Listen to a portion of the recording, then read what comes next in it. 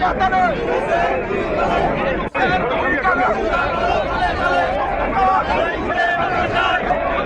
উপদেষ্টার প্রেস সচিব আছেন জনাব শফিকুল ইসলাম সাহেব যথেষ্ট বিচক্ষণ, যথেষ্ট জ্ঞানী প্রজ্ঞাবান একজন মানুষ। তবে কেন জানি ডক্টর মোহাম্মদ ইউনূসকে নিয়ে তিনি বিভিন্ন সময় বা ডক্টর মোহাম্মদ ইউনূসের যখন সফরগুলো থাকে তখন নানান ধরনের মিথ্যাচার করেন, যেগুলো পরবর্তী সময় আন্তর্জাতিক গণমাধ্যমের বরাতে প্রমাণিত হয়ে যায়। যেমন এর আগেও আমরা যখন নরেন্দ্র মোদী এবং প্রধান উপদেষ্টার মধ্যে সাক্ষাৎ হয়েছিল, শেখ হাসিনাকে ফেরত দেওয়া নিয়ে নরেন্দ্র মোদীকে জিজ্ঞেস করেছেন ডক্টর ইউনূস, এমন টাইপের একটা বক্তব্য কিন্তু তিনি দিয়ে বসছিলেন। এরপরে আমরা দেখলাম যে ভারতের মিডিয়া এটাকে কাউন্টার করছে যে এমন কোনো আলোচনাই হয় নাই। আর এবার যখন আমাদের প্রধান উপদেষ্টা এই মুহূর্তে যুক্তরাজ্যে অবস্থান করছেন, তো সরকারের তরফ থেকে তারাই নিজে নিজে আগে বলছিল, আমাদের সরকারের পক্ষ থেকে যে যুক্তরাজ্যের প্রধানমন্ত্রী কিয়ার স্টারমারের সাথে ডক্টর মোহাম্মদ ইউনূস এই সফরে একটা বৈঠক হবে। পরে আজকে সারাদিন আমরা শুনলাম যে তিনি যুক্তরাজ্যে নেই, কানাডা সফরে আছেন, এই কারণে এই সফরটা অনিশ্চিত। কিন্তু কয়েক ঘন্টা পর আমরা দেখলাম যে যুক্তরাজ্যের প্রধানমন্ত্রী কিয়ার স্টারমার তিনি যুক্তরাজ্যে আছেন। ইভেন ডক্টর মোহাম্মদ ইউনূসের সফরের সময় পর্যন্ত তিনি যুক্তরাজ্যেই থাকবেন। আজকে বুধবার, আমি যখন নিউজটা করছি বৃহস্পতিবার হচ্ছে 12 তারিখ, 13 তারিখ হচ্ছে শুক্রবার, 14 তারিখে তিনি হচ্ছে কানাডায় যাবেন 2 দিনের সফরে। তাহলে উনি কেন, আমাদের প্রেস সচিব যিনি আছেন তিনি কেন এই ধরনের মিথ্যাচার করলেন, এটা নিয়ে কিন্তু গণমাধ্যম ইতানে মানে এই মুহূর্তে খুবই আলোচনা হচ্ছে। রয়টার্সের সূত্র বলছে যুক্তরাজ্যের প্রধানমন্ত্রী কিয়ার স্টারমার তার 2 দিনের সফরে কানাডায় যাবেন। আর এই সফরের কথা কানাডার প্রধানমন্ত্রী মার্ক কর্নি আজকে ঘোষণা করেছে। কানাডার প্রধানমন্ত্রীর দপ্তর বলছে কিয়ার স্টারমার শনি এবং রবি দেশটির রাজধানী অটোয়া সফরে থাকবেন। তাহলে দ্বিপক্ষীয় সফরে আপনার কানাডার আলবার্টায় 15 থেকে 17 জুন এই সম্মেলন অনুষ্ঠিত হওয়ার কথা আছে। কারণ কানাডাকে নিজের অঙ্গরাজ্য বানাতে ডোনাল্ড ট্রাম্প যে বক্তব্য দিয়েছেন সেটা নিয়ে তাদের দেশের মধ্যে আলোচনা চলছে। এখন আমাদের প্রেস সচিবের এই মন্তব্যকে ঘিরে সাংবাদিক মঞ্জুরুল আলম পান্না তিনি যেমন প্রশ্ন তুলেছেন, অনেকেই প্রশ্ন তুলেছে যে প্রেস সচিব শফিকুল আলম মিথ্যাচার করেছেন। পান্না বলছেন, মঞ্জুরুল আলম সাংবাদিক, তিনি বলছেন প্রধান উপদেষ্টা এই মুহূর্তে যুক্তরাজ্যে আছে, যুক্তরাজ্যের প্রধানমন্ত্রী আছে, কিন্তু প্রেস সচিব শফিক সম্পর্কে আমরা কি মন্তব্য করতে পারি?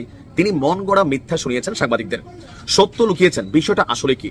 সাংবাদিকরা যখন প্রশ্ন করলেন যে যুক্তরাজ্যের প্রধানমন্ত্রীর সাথে, তো জনাব শফিক সাহেব তিনি বলছিলেন যে কিয়ার স্টারমার এই মুহূর্তে যুক্তরাজ্যে নেই বলে আমরা শুনেছি, তিনি কানাডাতে অবস্থান করছেন।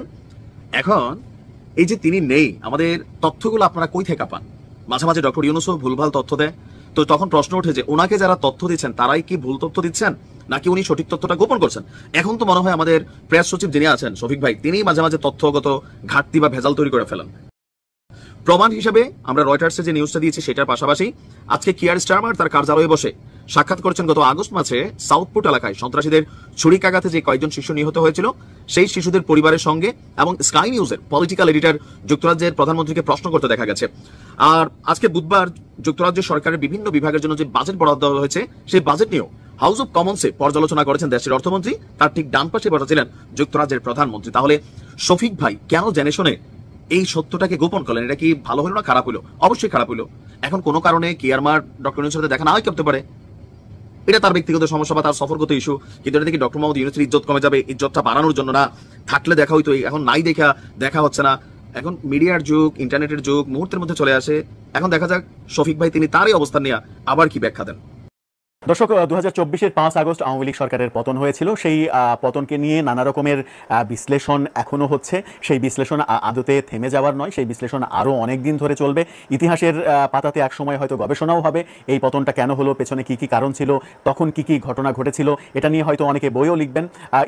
বাংলাদেশের ইতিহাসের অন্যতম একটি বড় ঘটনাই বটে 5 আগস্টে আওয়ামী লীগ সরকারের যে 15 বছরেরও বেশি সময়কালের শাসনামল, সেই শাসনামলের অবসান হয়েছিল। কিন্তু সেটা নিয়ে নতুন একটা তথ্য সামনে এসেছে এবং গণমাধ্যমগুলো সেটা নিয়ে খবর করারও চেষ্টা করছে, খবর হচ্ছেও।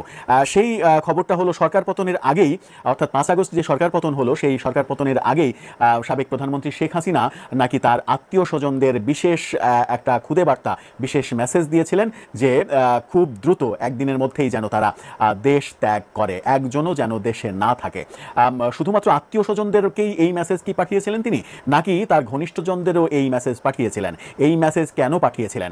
যখন দেশে একটা অরাজক পরিস্থিতি চলছে, যখন সরকার টালমাটাল অবস্থায় চলছে, তখন আত্মীয়দের বাঁচানোর জন্য, আত্মীয়দের সেফটির জন্য শেখ হাসিনার এই বিশেষ ভাবনা কি সত্যিই ছিল? কি বলছে গণমাধ্যম? এবং শেখ হাসিনার আত্মীয়রাই বা এতদিন পালিয়ে থাকার পরে, অর্থাৎ 10 মাস পরে এই ব্যাপারে কথা বলছেন। শেখ হাসিনা সরকারের পতনের ঠিক আগ মুহূর্তে, অর্থাৎ 3 তারিখে, একেবারে স্পেসিফিক 3রা আগস্ট, তিনি শেখ হাসিনা তার আত্মীয় স্বজনদের বিশেষ একটি মেসেজ পাঠান এবং সেই মেসেজটা তিনি পাঠান হোয়াটসঅ্যাপে। সেরকম খবরই গণমাধ্যম নিশ্চিত করছে। আপনারা গণমাধ্যমের খবরের শিরোনামটা দেখে নিতে পারেন। সেখানে বলা হচ্ছে সরকার পতনের আগেই আত্মীয় স্বজনদের বিশেষ বার্তা দেন হাসিনা। কি বার্তা দিয়েছিলেন তিনি? সেখানে বলা হচ্ছে যে 5 আগস্ট সরকার পতনের আগেই নিজের আত্মীয় স্বজনদের বিশেষ বার্তা দিয়েছিলেন তৎকালীন প্রধানমন্ত্রী শেখ হাসিনা। তার এক আত্মীয় সম্প্রতি এই তথ্য জানিয়েছেন তার ঘনিষ্ঠজনদের। তাদেরই একজন গণমাধ্যমকে নিশ্চিত করেছে দেশ ত্যাগ করতে না পারলে এখন তাকে জেলে থাকতে হতো। অর্থাৎ তিনি যদি সেই সময় শেখ হাসিনার বার্তা শুনে দেশত্যাগ না করতেন, তাহলে এই মুহূর্তে তাকে জেলে থাকতে হতো। বিদেশে অবস্থানরত ওই ব্যক্তি ক্ষমতাচ্যুত আওয়ামী সরকারের একজন প্রভাবশালী দায়িত্বপ্রাপ্ত কর্মকর্তা এবং সাবেক সংসদ সদস্যও ছিলেন। শেখ হাসিনার আত্মীয়, সংসদ সদস্য ছিলেন, বিশেষ কর্মকর্তা, বিশেষ দায়িত্বপ্রাপ্ত কর্মকর্তা। তিনি শেখ হাসিনার দাদা শেখ লুৎফুর রহমানের পক্ষের একজন আত্মীয়, এমনটাও গণমাধ্যম নিশ্চিত করছে। সূত্র বলছে গত বছরের 4 আগস্ট কারফিউ চলাকালেই মোবাইল ফোনে নির্দেশনা পেয়ে তিনি পরিবারের সদস্যদের সঙ্গে দেশ ত্যাগ করেন এবং অস্ট্রেলিয়া আশ্রয় নেন। অর্থাৎ যিনি এই তথ্যটা গণমাধ্যমে বলছেন, তিনি 4 আগস্ট অস্ট্রেলিয়ায় পাড়ি জমান, সেই তথ্যটা তিনি জানাচ্ছেন। তিনি এটাও জানান যে শেখ হাসিনা শুধুমাত্র বঙ্গবন্ধু পরিবারের সদস্য ও নিকট আত্মীয়দের দেশ ছাড়ার নির্দেশ দেন। তাদের একটি হোয়াটসঅ্যাপ বার্তা পাঠান তিনি, যাতে লেখা ছিল নো ওয়ান স্টে হেয়ার, অর্থাৎ কেউ এখানে অবস্থান করা যাবে না, কেউ এখানে অবস্থান করো না, সবাই চলে যাও। মানে সবাই চলে যাও, এটা একটা signal, no one stay here, কেউ এখানে অবস্থান করো না, তার মানে বিপদ আসন্ন। এই বার্তার অর্থ বুঝতে কারো সময় লাগেনি, এটা ছিল দেশ ত্যাগের চূড়ান্ত নির্দেশ। সূত্র আরও বলছে আওয়ামী লীগের কোনো নেতা বা অন্য কারো প্রতি এমন বার্তা পাঠাননি শেখ হাসিনা। ওই আত্মীয় এই দাবিও করছেন যে শুধুমাত্র আত্মীয়দের ছাড়া আওয়ামী লীগের কোনো নেতাকে এই মেসেজ তিনি পাঠাননি। আত্মীয়দের নিরাপদে বিদেশে পৌঁছানো নিশ্চিত হওয়ার পর 5 আগস্ট তিনি ছোট বোন শেখ রেহানাকে নিয়ে ভারতে চলে যান, এমনটা দাবিও করা হচ্ছে। ইতিমধ্যে শেখ হাসিনার নেতৃত্বাধীন রাজনৈতিক দল আওয়ামী লীগের সব ধরনের কার্যক্রম নিষিদ্ধ করা হয়েছে। এই যে তথ্য, যারা পালিয়ে রয়েছেন বিভিন্ন দেশে আত্মীয় স্বজনদের, যেমন যুক্তরাষ্ট্র, কানাডা, যুক্তরাজ্য, অস্ট্রেলিয়া, সিঙ্গাপুর এবং ভারতে শেখ হাসিনার বেশিরভাগ আত্মীয় স্বজন পালিয়ে রয়েছে। সেই আত্মীয় স্বজন পালিয়ে থাকার মধ্যে একজন মাত্র সেরনিয়াবাদ পরিবারের একজন মাত্র শেখ হাসিনা পরিবারের, মানে আত্মীয় স্বজনদের মধ্যে সেরনিয়াবাদ পরিবারের একজন মাত্র গ্রেপ্তার হয়েছেন। তাছাড়া কেউই গ্রেপ্তার হননি, সবাই দেশের বাইরে চলে যেতে সমর্থ হয়েছেন।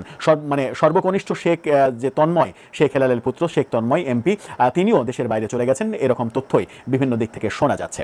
কিন্তু সবথেকে গুরুত্বপূর্ণ ব্যাপার সেটা হচ্ছে যে শেখ হাসিনা কি তাহলে আওয়ামী লীগের নেতাকর্মীদের কথা ভাবেননি, শুধুমাত্র আত্মীয় স্বজনদের কথাই ভেবেছেন? এই যে আত্মীয় কালবেলাকে এই তথ্য নিশ্চিত করছে, সেই আত্মীয় বলার চেষ্টা করলেন যে শুধুমাত্র আত্মীয় স্বজনদের এই সিগন্যাল দিয়েছিলেন। তারপর সেই সিগন্যাল অনুযায়ী সবাই যখন সেফ এক্সিট করেছে, তারপরে 5 তারিখে শেখ হাসিনা ছোট বোন শেখ রেহানাকে নিয়ে ভারতে চলে গেছেন। কিন্তু এই একই ধরনের মেসেজ কি আওয়ামী লীগের ঘনিষ্ঠ, আওয়ামী লীগের বড় বড় নেতৃস্থানীয়দের দেয়া হয়নি, কিংবা তারা টের পাননি? তাদেরকে কোনো রকমের সিগন্যাল কি দেয়া হয়নি?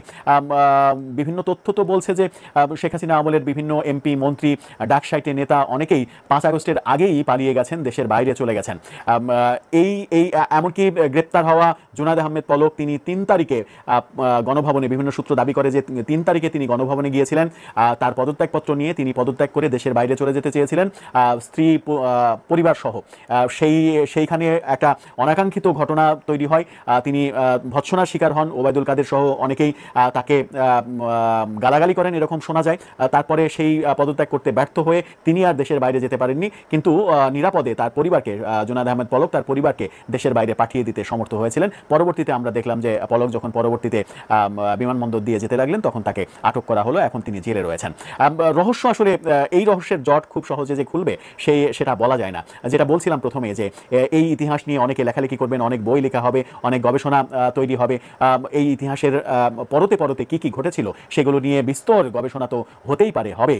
এই গবেষণার মধ্যে ব্যর্থতার ইতিহাস যেমন থাকবে, কারো কারো সাফল্যের ইতিহাস থাকবে, আবার কারো কারো চৌর্যবৃত্তির ইতিহাসও থাকবে। সব মিলিয়ে একটা সময় হয়তো ইতিহাস কথা বলবে, সত্যটা সামনে আসবে। তবে যে সত্যটা শেখ হাসিনার এই আত্মীয় শেখ পরিবারের, শেখ লুৎফুর রহমানের পরিবারের ঘনিষ্ঠ একজন তিনি জানাতে চাইলেন, এবং গণমাধ্যম যার কথা বলছে, তিনি যে কথা বললেন সেটা যদি সত্য হয় তাহলে আওয়ামী লীগের নেতাকর্মীদের জন্য সেটা খুব একটা ভালো খবর নয় যে শেখ হাসিনা শুধুমাত্র নিজের আত্মীয় স্বজনদের কথাই ভেবেছেন, আওয়ামী লীগের নেতাকর্মীদের কথা ভাবেননি। আদৌ কি সেটা হওয়ার কথা? কিংবা এটা যদি সত্য হয় তাহলে আওয়ামী লীগের তৃণমূলের নেতাকর্মী যারা শেখ হাসিনাকে এত বেশি ভালোবাসেন, এত এত মানে মানে অত্যাচারের মধ্যে থেকেও যে 5 আগস্টের পরবর্তীতে যারা দেশে রয়েছেন, তারা যেভাবে নির্যাতনের মধ্যে রয়েছেন, কেউ কেউ তো অপরাধী, তারা যেমন নির্যাতনের শিকার হচ্ছেন, আবার অনেক নিরাপরাধ ব্যক্তিও নির্যাতনের শিকার হচ্ছেন কিংবা স্বাভাবিক জীবনযাপন করতে পারছেন না, এক ধরনের অস্বস্তির মধ্যে রয়েছেন যারা, তারা কিভাবে এই ব্যাপারটাকে একসেপ্ট করবেন সেটা একটা বড় প্রশ্ন।